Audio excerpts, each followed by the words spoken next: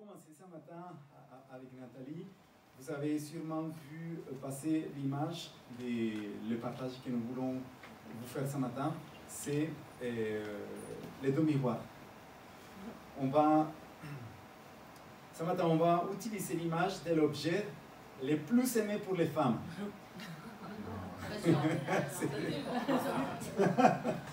Ça dépend. Ah oui, du coup, vous savez, miroir, bon miroir, surtout ne dit rien. Et c'est vrai que ce matin, la Bible, elle parle aussi des miroirs. Elle nous parle des deux miroirs.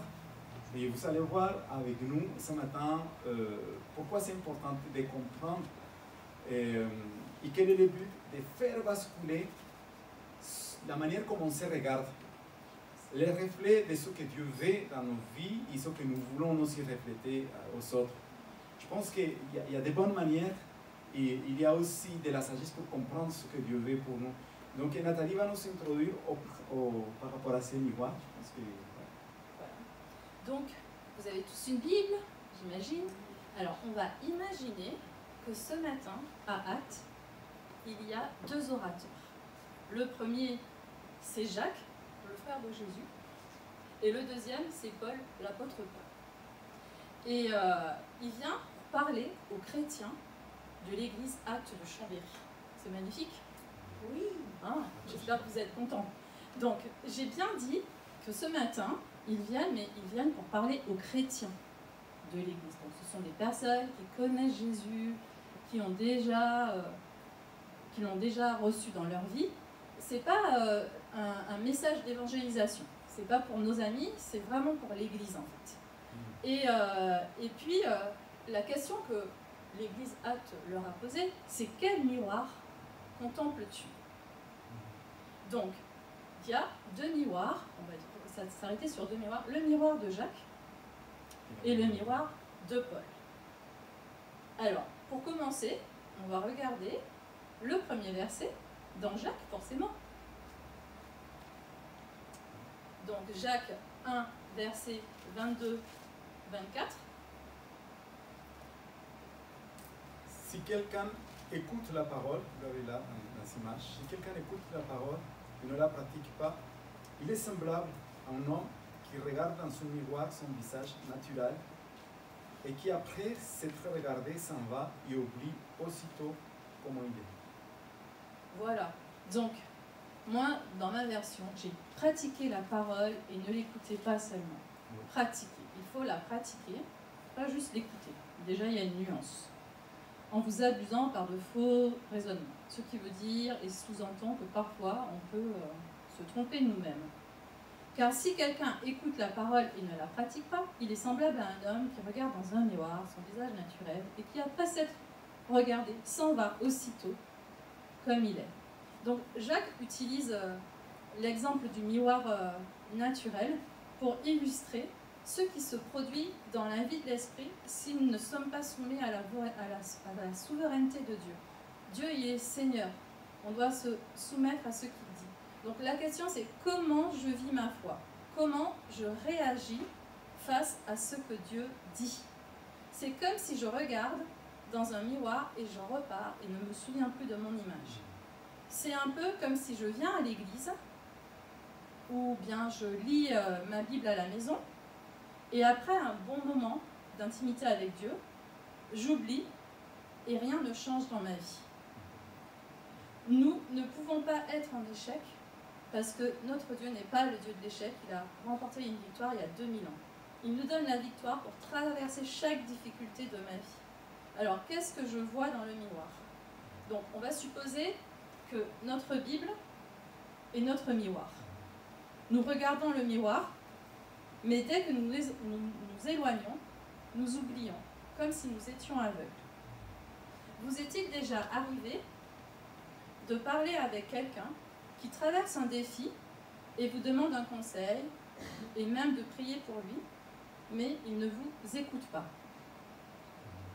On lui demande de voir la situation avec le regard de Dieu. On cherche les versets qui sont appropriés. Il est OK. Bon, on est d'accord. Et quand il prie, et on prie ensemble, et puis quand il repart, il rumine à nouveau sa situation.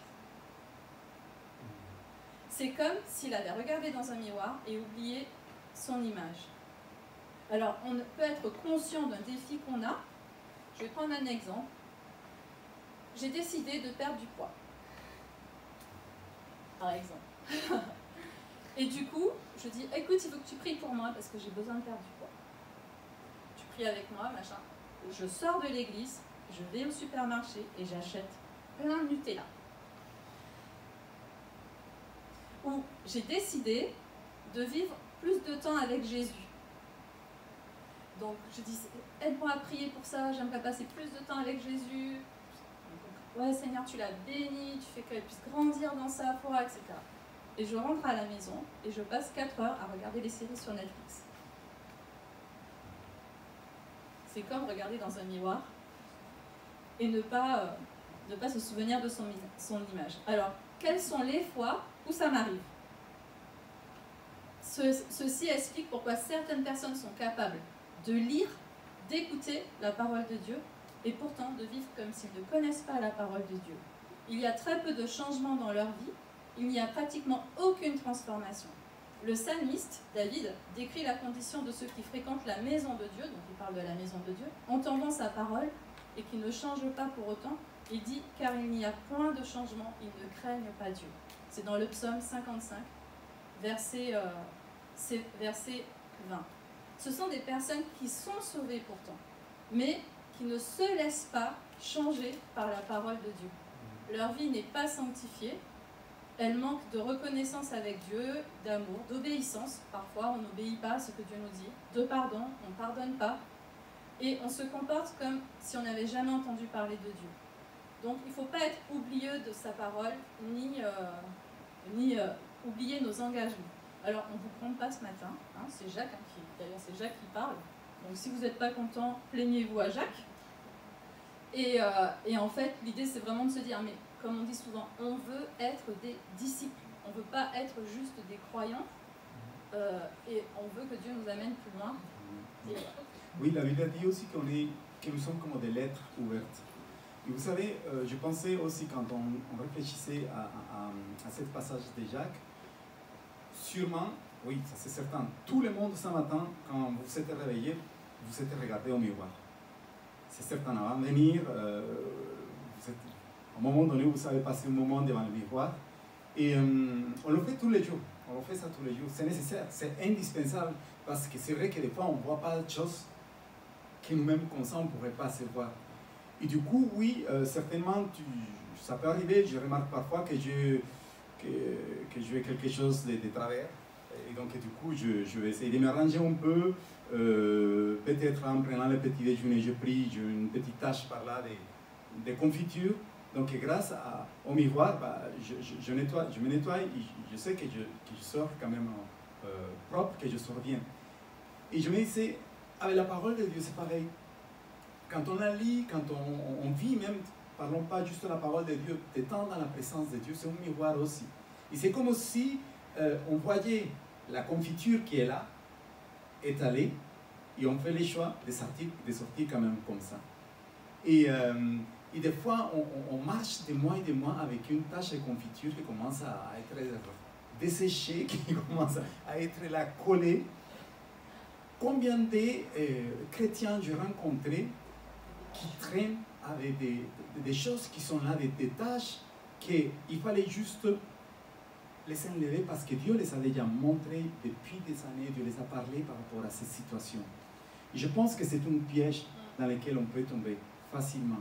Parce que parfois, on sait que cette tâche-là, parce qu'on sait que cette chose-là est de travers, parce qu'on sait qu'il y a quelque chose, mais on ne prend pas le temps, ça va passer vite, on sait que Dieu nous a parlé, on a dit ce matin que Dieu parle.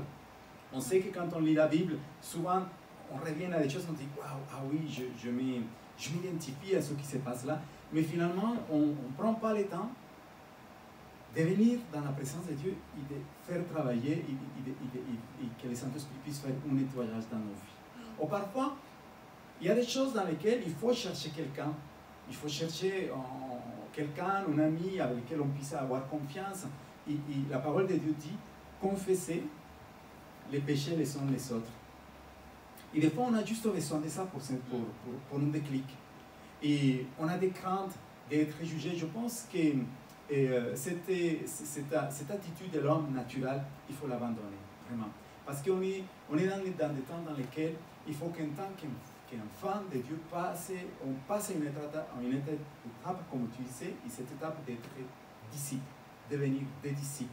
Et quand on lit la parole, que quand on est dans la présence de Dieu, quand on est dans l'église, il y a des choses que Dieu va nous parler, et on sort, et de suite, on la met en pratique.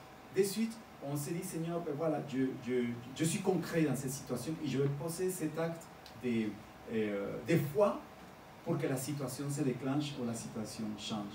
Okay, ouais. Amen. C'est un petit peu comme la vidéo qu'on vous montrait au début du culte. Vous voyez les gens qui ont les gros paquets.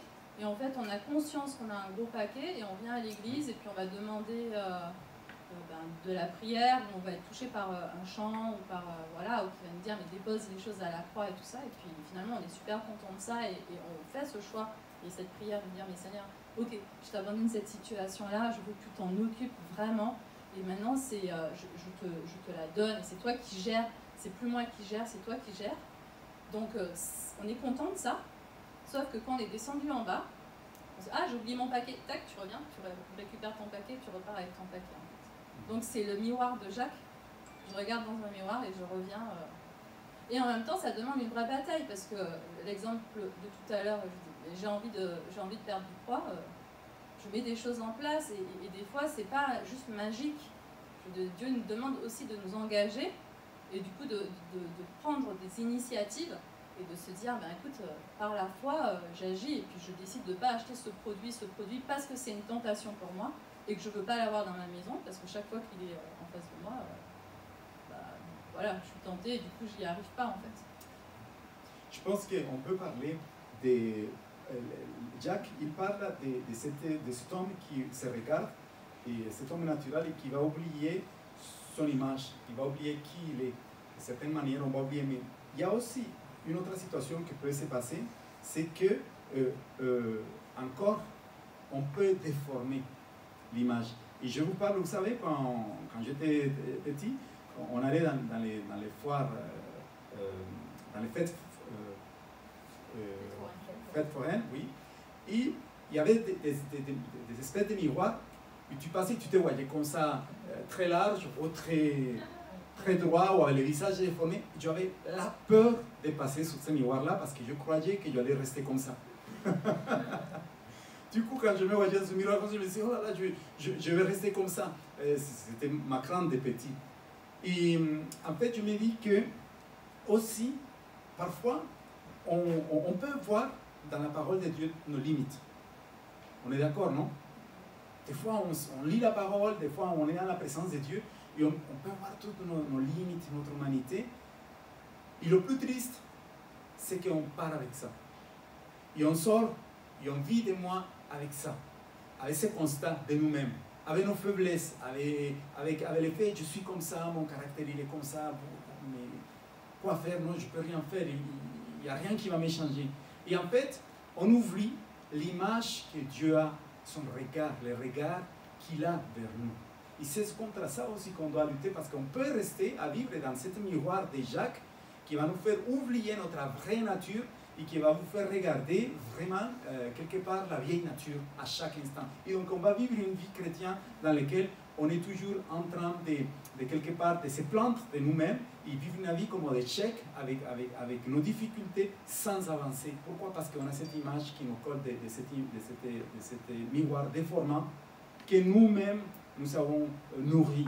Alors que la parole de Dieu, ce n'est pas un miroir déformant. C'est un miroir qui va nous amener, et je pense que c'est une bonne transition pour aller à l'autre miroir. Parce que avant d'aller dans cette transition, je vous pose la question, à quoi sert un miroir? Donc un miroir, oui, c'est évident ici à se regarder, c'est certain, un miroir, il peut servir à deux choses, à contempler et à refléter. Faites attention parce qu'un miroir ici à contempler mais aussi à refléter. Et c'est justement dans ces versets de 2 Corinthiens 3, 18 que nous allons lire ça. Alors on se tourne vers Dieu, le voile est enlevé, et maintenant que nous dit Paul? Donc Paul prend la parole et il dit: nous tous, qui, le visage dévoilé, reflétons comme dans un miroir la gloire du Seigneur, nous sommes transformés en même image, de gloire en gloire, comme par le Seigneur à l'Esprit. Amen. Alors, comme Jacques, Paul utilise aussi cette image du miroir. Pourtant, ce n'est pas une image naturelle que nous regardons. Mais qu'est-ce qu'il regarde, Paul? Il regarde la gloire de Dieu. Cette image est révélée dans nos cœurs. Révélation. On a besoin d'une révélation. Donc, Dieu vient te révéler ce matin dans chacun de nos cœurs. Non seulement nous entendons la parole de Dieu, mais autrement. Et tout d'un coup, elle commence à produire des choses dans notre cœur parce que nous lui obéissons. Alors, je pose une question. Vous savez, dans vos versions, sûrement, c'est pour ça que j'ai mis là dans les versets que c'est projeté, nous tous, que le visage découvert, contemplons. Il y a d'autres versions qui s'écrivent reflétons. La question c'est, est-ce que c'est lequel des deux mots qui va le mieux? Contempler ou refléter? Et en fait, dans l'original, il y a un mot, dans les Grecs, ce mot c'est katoptrizo. Et en fait, ce mot katoptrizo définit les deux mots. Donc, mettez les deux mots, c'est contempler et refléter en même temps. Et pourquoi? Parce qu'on ne peut pas refléter Dieu sans le contempler. C'est pour ça que dans cette verset, c'est cohérent qu'on puisse trouver les deux mots, contempler et refléter. Et je dirais aussi que plus on passe dans la présence de Dieu, plus on va le contempler, plus on va s'imprégner de sa présence, de sa gloire, et plus on va refléter ce qu'il veut pour nous, ce qu'il dit de nous. Donc, on peut se poser la question, mais comment je fais pour refléter la gloire de Dieu dans ma vie? Alors, je la réponds pour une question. Combien de temps passes-tu à le contempler? Ça, c'est la clé de refléter Dieu dans nos vies. Plus on le contemple, donc on pourrait dire, dis-moi ce que tu contemples et je te dirai ce que tu reflètes. Dis-moi ce que tu contemples et je te dirai ce que tu reflètes. Plus on passe dans la présence de Dieu, plus on va refléter sa gloire, son amour, la foi, son caractère. On va refléter ce qu'il est. Et je pense que c'est là qui est aussi très important de nous dire que ce miroir de Paul, il nous fait un appel à passer vraiment à la présence de Dieu. Et on parlait avec Nathalie que parfois dans ce miroir, on utilise l'expression regarder son nombril. On peut passer dans ce miroir à regarder son nombril. Et je pense que Dieu nous appelle plutôt à regarder à lui pour qu'on puisse changer aussi. Et bien évidemment, vous doutez que Jacques et Pierre ne se contredisent pas. Ils sont tous les deux connectés à Jésus.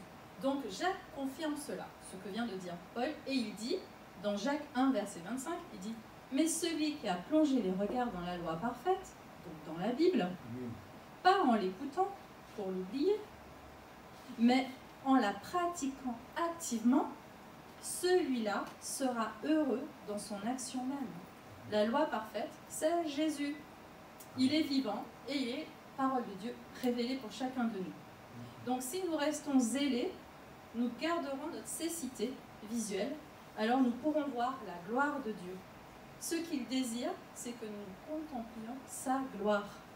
Et seuls ceux qui ont un cœur pur peuvent le contempler. Donc comme on disait tout à l'heure, dans sa présence, en contemplant sa gloire dans le miroir de sa parole révélée, nous sommes transformés en son image par l'Esprit de Dieu, nous disait Paul.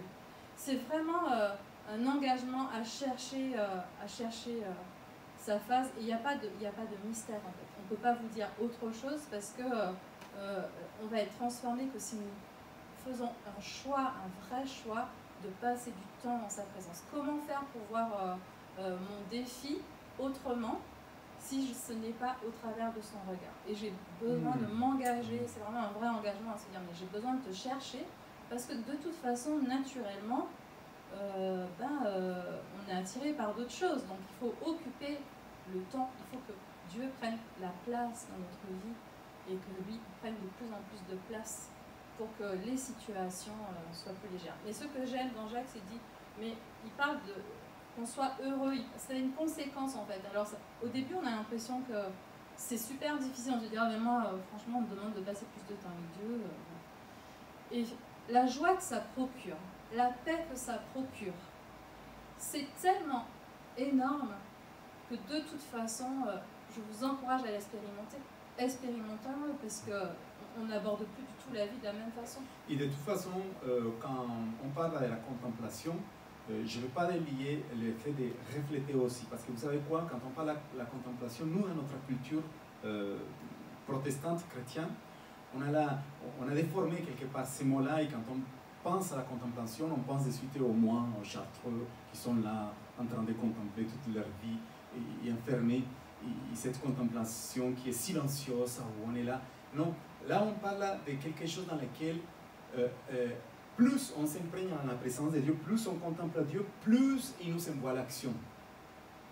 Plus il y a des choses qui sont changées en nous. Donc vous savez, c'est une contemplation qui a par but de refléter sa gloire. Donc plus je passe du temps dans la présence de Dieu, plus il est écrit, c'est Jésus-Christ même qui le dit en Matthieu 5,14, que votre lumière luise ainsi devant les hommes, afin qu'ils voient vos bonnes œuvres et qu'ils glorifient votre Père qui est dans les cieux. Donc bien sûr, comme au miroir, on va refléter. Vous savez, c'est comme la lune, elle reflète la lumière du soleil. Nous, on reflète la lumière de qui? De celui qui nous contemplons. Et c'est ça le but, qu'on soit cette lumière. Et donc, du coup, ce temps dans lequel on passe devant lui, comme dans un miroir, ça va nous amener certainement dans l'action. Certainement parce qu'on ne peut pas, comment ça s'appelle, déconnecter le fait qu'on passe du temps dans la présence de notre Dieu et qui nous amène dans l'action. Ça, c'est certain. Il y aura des choses qu'il va nous demander à faire. Il y aura justement ces offres qu'il a prédestinées pour nous. Donc, il y a deux choses comme défi que nous devons aussi changer quand on parle de ces questions de miroir. C'est que nous devons changer la perception de Dieu. Attention de ne pas le regarder avec notre miroir à nous, avec notre filtre, et changer la perception de notre nature. Ça, c'est quelque chose que Dieu nous demande aujourd'hui actuellement, qu'on puisse changer la perception de notre nature, mais qu'on puisse apercevoir ce qu'il fait dans nos vies, la manière comme il travaille et la manière comme il nous voit, les choses qu'il voit. Vous savez, avec nos enfants, on dit souvent, ah, j'imagine quand il aura 18 ans, je pense qu'il va être comme ça, il va grandir tant là, on a dans notre entrée des petits traits, et à chaque fois, de temps en temps, on mesure David combien de centimètres il a pris. Hier soir, on a regardé, tu avais pris 2,5 cm. Et on commence à voir comment il va se voir, est-ce qu'il aura changé un peu de couleur. Dieu, il nous voit aussi là, au travers de Jésus-Christ. Il faut que nous aussi, on puisse changer cette perception pas se regarder dans cet miroir et se dire je suis toujours comme ça, je vais rester comme ça, mais c'est plutôt voir ce que Dieu pense de moi, la perception qu'il a de moi et ma vie. Donc ces deux choses sont deux défis pour lesquels on peut prier. Je pense que l'Esprit de Dieu travaille en ce moment dans nos cœurs. Il va nous motiver à refléter sa gloire. La chose la plus merveilleuse qu'on peut souhaiter, c'est de refléter sa gloire. Ça veut dire qu'il va nous placer dans des situations cette semaine où on va être confronté à des opportunités pour refléter sa gloire. Mais c'est ce moment clé que Dieu va te donner cette semaine, tu le sauras déjà travailler à l'avance dans la contemplation, dans ta chambre, dans des moments d'intimité avec lui. Alors, du coup, on peut remercier Jacques et Paul pour ce qu'ils viennent de nous dire. Et finalement, nous comprenons mieux ce qui est écrit dans Hébreux 2, au verset 1er, quand il dit « C'est pourquoi nous devons prêter une plus vive attention à ce que nous avons entendu, une plus vive attention à ce que nous avons entendu, de peur d'aller à la dérive. Si nous ne sommes pas zélés, on risque de dévier. » Pouvez-vous vous imaginez en train de conduire avec un bandeau sur les yeux, votre voiture dévierait probablement de la route, même sûrement. Vous ne pouvez pas voir où vous allez les yeux bandés. Donc contemplons sa gloire. Et je pense vraiment, un peu en mode conclusion, on va conclure, qu'on peut remercier vraiment Paul et Jacques de nous avoir laissé un message ce matin. Très clair. Très clair pour nous faire avancer dans ce chemin de sanctification avec Dieu. Parce que ce que nous voulons, comme on aime à le dire, on veut être une église de disciples parce que le monde a soif. Je voudrais qu'on puisse prier et peut-être qu'il y a eu des choses dans lesquelles tu t'es retrouvé aujourd'hui et que tu sortes aujourd'hui en te disant, Seigneur,